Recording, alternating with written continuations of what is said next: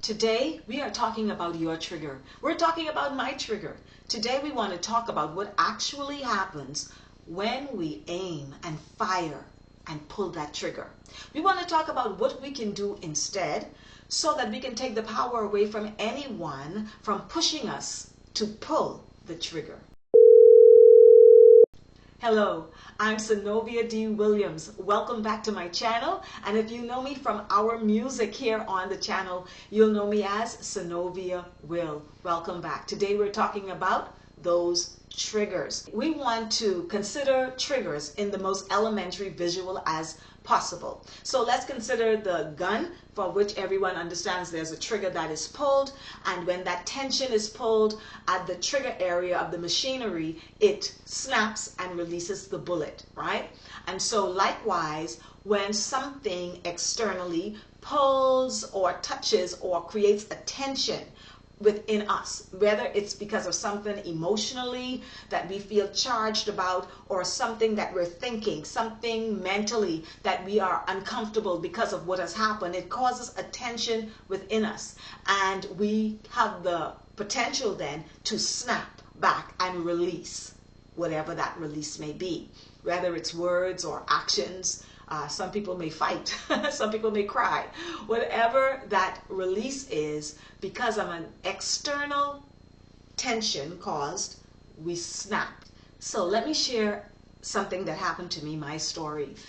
This is just to show how very easily you can be triggered and you can find yourself in an uncomfortable situation, and if you're not careful, you can engage in that quick reaction. Now, the reaction may be quick, but the damage that can happen as a result of that quick reaction can be long-lived. And that is why we want to pay attention to the things that have up to now been a cycle of triggers for us. And so I was at a salon, and there was someone that was close to me that was an apprentice in the salon, which was why I went there. The person that was mentoring them had said something to them about me that I felt was offensive. Now, fortunately for me, the person did not say it in my hearing, and I did not know what was said until after I had left the salon. Now, during my visit to the salon, I found myself being very open, lighthearted. I was building and making a relationship, or I thought I was, being friendly and kind of having conversation about things that were happening, about the service that was being done. A podcast was on, and there were things that, one or two things that were said that I really didn't agree with, and I, shared my ideas about that. And so that was my personality and my position at the salon. So when I was told later on that the person that was mentoring the apprentice disapproved of me in a way that they made some criticisms about my personality and about what I had to say, just basically they did not like my personality. I said to the apprentice person, they're lucky I didn't hear what they said, but the truth is I was lucky that I didn't hear what they said. You see, had I heard, I would have been triggered by their offense, or my perception of those words as offense.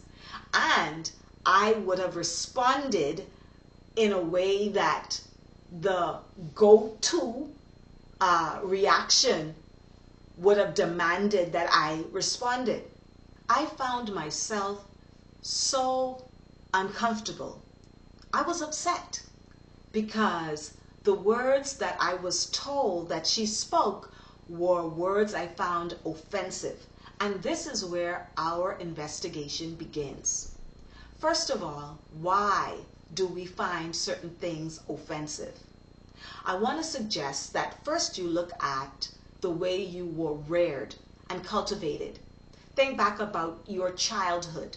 Were you told as a child, or in your experience, the way other adults or people of influence in your life reacted to certain things, they cultivate you to believe and understand that this particular thing, if done, is offensive. If someone says this, if someone approaches you this way, if someone doesn't do this, that is considered an offense. And so in your mind, what is offense was cultivated from your childhood. So if someone calls you a certain thing, that is an offense, right? And so I had to think back about my childhood, what was cultivated in me. And as a child, certainly when someone would say those particular words to or about you, that was cultivated in me to be regarded as offensive. So based on the words alone, I found offense. As I investigated further, I realized that I also took what the person, that young lady, had said personally. Now, when you investigate, let me take a little side track here. You have to take yourself out of the situation and look at it honestly. Look at the part that you played. What was your position in this? And look at the entire scenario with bright lights on it. Look at it honestly and see how you would have participated or contributed to the scenario so that you can see where the offense starts or where you may have added to, or how maybe unfairly you may have been treated. When I stepped out of the situation and I looked at it, I realized that on that day, I was being very personable, very friendly. I was laughing. I was creating conversation and communication. I even went as far as to share when I felt a little bit of discomfort about something that was being said on a podcast. And I was being quite friendly on that day, as I normally am. So I was giving them what we call personality, right? Now, the reason why I took what she said personally was because her words said that she disliked my personality. And so I felt that, I took that against my actual person. You dislike me. I took that personally. And so for me in that moment, if I dive into that, then I realize that that offense, that thing that triggered me, that thing that made me feel that tension, is because what she said made me feel rejected. When someone dislikes you, they are saying, I don't accept you into the realm of things that I find to be important or special. You are outside of that. And we're not saying that they are the be all and end all, or that we're even trying to add up to what they want. But the reaction is that is their position, and that is an offense if you allow it to be, or if you see it that way. Unfortunately for me, I saw it as an offense, and because I took it personally, I allowed her to have a say, or I actually paid attention or gave regard to the fact that she had an opinion. And so I took it personally. So what were the two things that were looming over me, why that was causing this tension? It was the feeling of disrespect, because the words she said were offensive, and then there was the feeling of rejection because she did not like my personality, my person, my present. Now, when I would, or when you would, realize that there are reasons for you feeling this offense, right? Now, you can take time to think about the other person's contribution to this situation, because we must always start with ourselves first. We must always search out our inner person first, because that is where our power lies. When we have light, and when we are aligned, and when we are anchored from within, you will find that even any storm without will not be able to move you. That even if you shake and even if you rock, you will be steadfast, and you can continue in your journey with your joy and your peace and your happiness. But when we are not anchored within, that is when the external has the opportunity to toss us about, break us down, crush us, and just slam us against the wall emotionally, mentally, in our lives, in our reactions, and how we present ourselves. And so we would have done the work of inner first. And now we can look at the outer. As I looked at the outer, I realized that the young lady likewise has been cultivated in a certain way. So you know how in some homes children or people within a home, they regard things or people as everybody has beauty within themselves, for instance, right? So a mom or aunt would say to a child, everything has beauty. They may see an orangutan and the child may kind of be a little afraid of it, but that parent or that aunt or family member would speak to the child in such a way to try to culture them and cultivate them to understand that there's beauty even in the orangutan. But there are some households where they will look at a baby and say, "Ooh, that baby's ugly." That's the way they were cultivated. Some people have a type of demeanor, a type of perception about things, about people, that they just may disregard, disrespect, or they just don't see any value in certain things because of how they were cultivated. And so I had to understand that for this particular young lady, the way she assessed was based on how she was cultivated. The fact that she didn't appreciate the freeness of friendliness, and she saw that as more offensive as opposed to something to be embraced, was a part of her rearing. What I need to do now is send out an alert. Alert, alert, alert.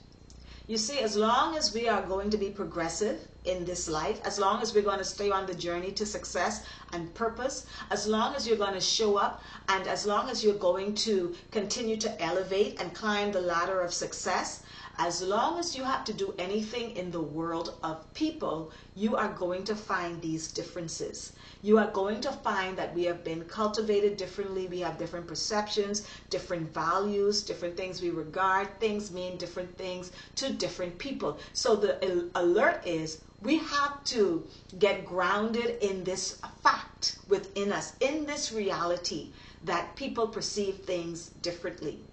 That's why we always find the absolute truth in God. That's the absolute truth. And so what we do is we take our perceptions and our job is to align it with truth.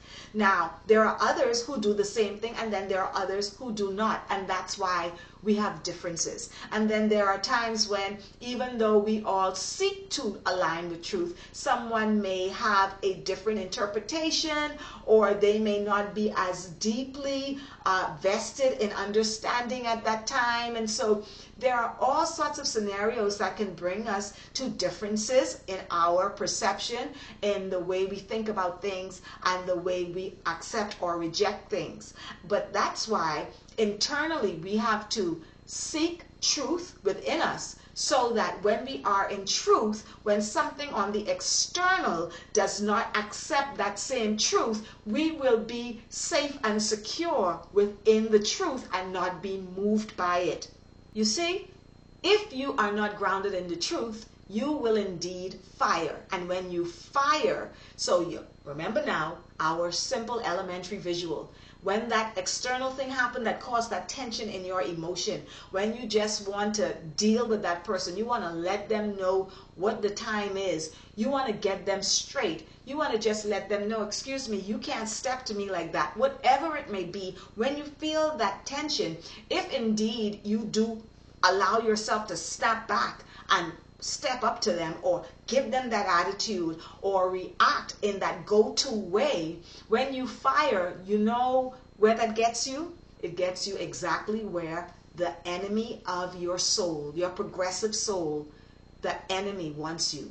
It gets you into a place where you are out of character, where the brilliant light that you are supposed to be, where you are sharing yourself as a model, as an example of light, as an example of the fruit of God's Spirit, which is patience, which is kindness, which is gentleness, which is suffering long and just holding your peace even when you are challenged. That is light. But when you fire, you find yourself dimming your light or outing your light. Now, let's look back.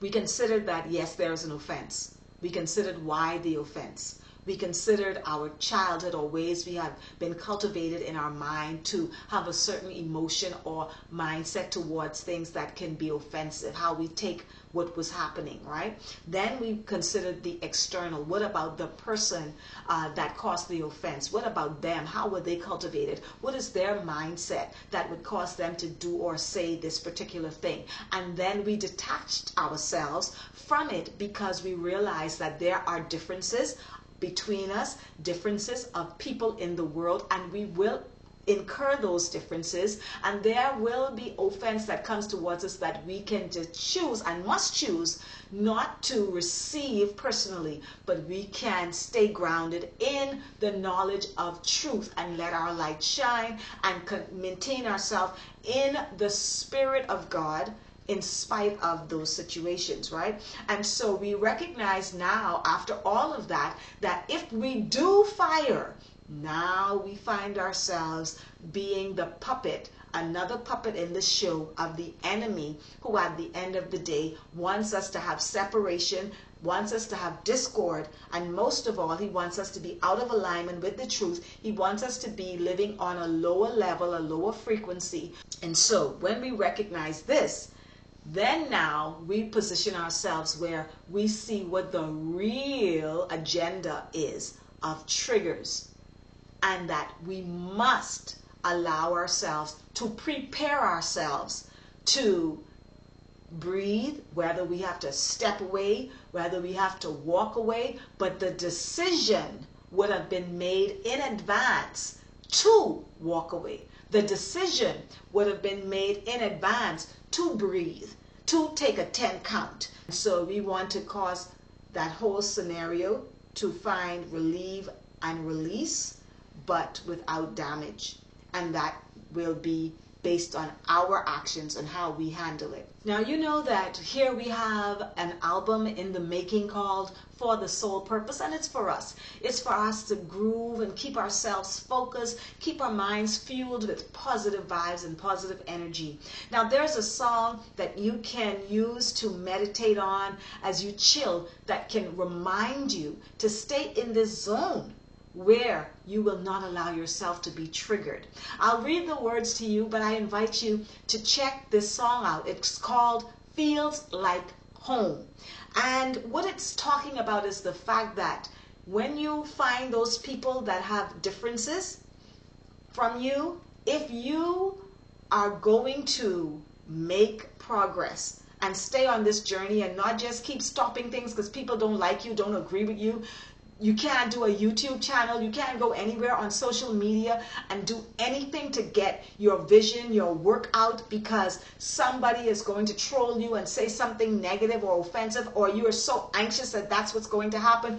You can't fulfill your purpose. You can't get your dreams accomplished. You can't fulfill your goals or your dreams because you're so anxious about the difference. This song is going to let you know that yes, there will be some who will not necessarily accept and embrace you, but there will be some that makes you feel right at home, where you all both share that light, where you all have determined to walk in the Spirit. But the knowledge that not everyone is going to be those people will keep you grounded and ready to face the world. And so from the song, I'll read it for you. Feels Like Home. It says, it's a funny thing, my thoughts racing, the tension. My feet want to catch up. In other words, I feel that tension. I want to go and deal with what's happening in my mind, that emotion that's telling me go deal with that. All right, so that's the premise for that. Let me start again. It's a funny thing, my thoughts racing, my feet want to catch up. What's happening? Words sting. Just let it slide, 'cause who's with me will ride. Laugh and the world laughs with you, except those who don't. Some will feel you, then again, others just won't. Don't think it's strange, wasting time to rearrange. To each his own, and my own feels like home. To each his own. That's the way we got to look at it. Who I am feels like home. Set it and forget it. Be cool or regret it. If you let that darkness come out, you're going to regret that because it's only going to turn back and hurt you, right? So shine and leave it behind. You're made perfectly perfect and you're always worth it. Just let it slide because who's with you will ride. And the song goes on. You're going to love this positive, smooth groove, this soul groove. You're going to love it. At least I hope you do. Let me know in the comments when you give it a listen how you feel about it. And so here we come to the end of this particular video. Be sure to check out some of our other videos that I have recommended for you. Be sure to check that out. It will either be another song that's going to help you to stay focused and fueled and gain momentum, just to keep you solid and not allow yourself to let your energy be drained by things that do not deserve it. Okay, and so I hope you enjoy this video. Let me know your thoughts. Let me know how you handle triggers or how you have overcome triggers, or if this video has helped you. Stay tuned and don't forget to subscribe for our music and for more words of wisdom and power for you and for your purpose-driven soul. Until the next time.